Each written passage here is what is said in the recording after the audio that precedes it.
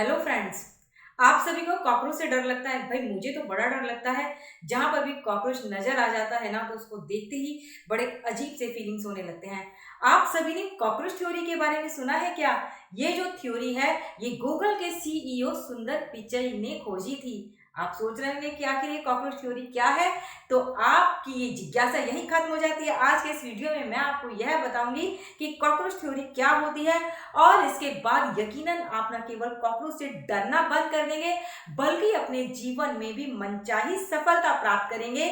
यह मैं दावे के साथ कह सकती हूँ। उसके लिए इस वीडियो को आपको एंड तक देखना होगा, और अगर आपने हमारे इस चैनल को अभी तक सब्सक्राइब नहीं किया है इसको जल्दी से सब्सक्राइब कर दीजिएगा। साथ ही बेल आइकन प्रेस करना मत भूलिएगा ताकि जो हमारे नए और ऐसे ही वीडियोस आपके पास सबसे पहले पहुंचे।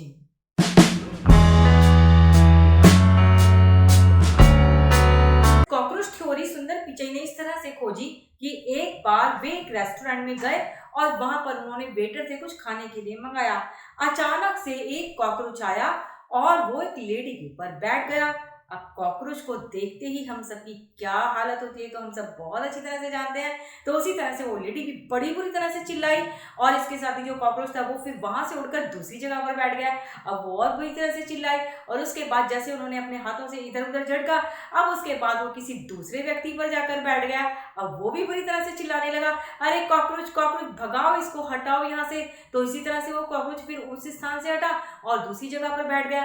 अब वो उसके बाद वो व्यक्ति बुरी तरह से चिल्लाए। ऐसा करते करते वो 2-3 व्यक्तियों पर वो कॉकरोच ऐसे ही उड़ता रहा, क्योंकि कॉकरोच को तो वास्तव में ये बातें मालूम ही नहीं थी कि लोग उनसे इतना ज्यादा डर रहे हैं। उसके बाद वह जो कॉकरोच था वो वेटर के ऊपर जाकर बैठ गया। वेटर ने क्या किया, उसे ना तो कॉकरोच को भगाने की कोशिश की और ना ही कुछ भी आवाज निकालने की कोशिश की, बल्कि वो अपने स्थान पर निश्चिंत होकर एक जगह पर खड़ा रहा, और कुछ ही देर में वह जो कॉकरोच था वो उड़कर वहां से बाहर चला गया। तो देखिए, यह है कॉकरोच थ्योरी और इसका क्या रिजल्ट निकलता है, इसका हम सभी के जीवन में क्या अर्थ है, सुंदर पिचाई ने से क्या निष्कर्ष निकाला, वह मैं आपको बताती हूँ। दरअसल देखिए, हमारी लाइफ में जो प्रॉब्लम्स होती हैं या किसी भी तरीके की कोई भी कठिनाई होती है तो वो बिल्कुल कॉकरोच की तरह से होती है।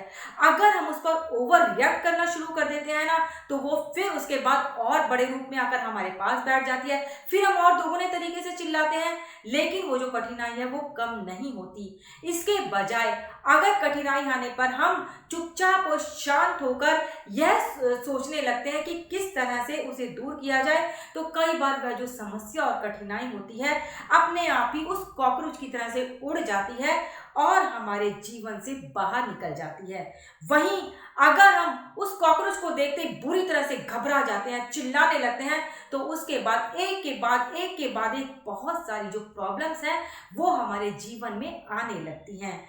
अगर हम इस कॉकरोच थ्योरी को अपने जीवन में प्रयोग करें और इसी तरह से किसी भी समस्या पर, किसी भी कठिनाई पर हम जवाब दें, तो निश्चित ही हम बहुत सारी अनायासी प्रॉब्लम से बच सकते हैं और जिंदगी में उन सभी का समाधान बहुत अच्छी तरह से निकाल सकते हैं।